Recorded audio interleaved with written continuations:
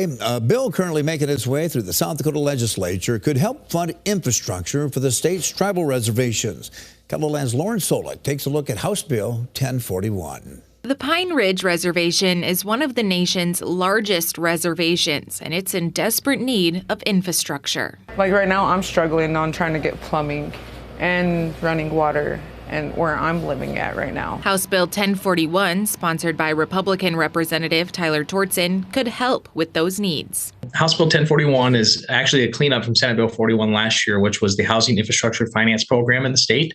So a $200 million loan and grant program to help improve housing infrastructure projects across the state. Tortzen, who's a member of the Sisseton-Wahpeton Sioux tribe, says last year's bill always meant to include the state's tribes, but lawmakers ran into an issue with definitions after the bill was passed. In the rulemaking process, we determined that one of the definitions was the public infrastructure would have to be owned by a political subdivision of the state.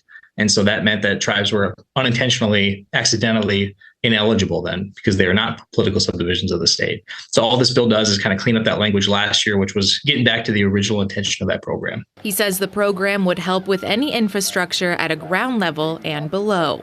So that could be, curb and gutter, that could be roads, that could be, bringing some of the infrastructure to the site, bringing water or wastewater hookups right to infrastructure lots to help lower the costs to build.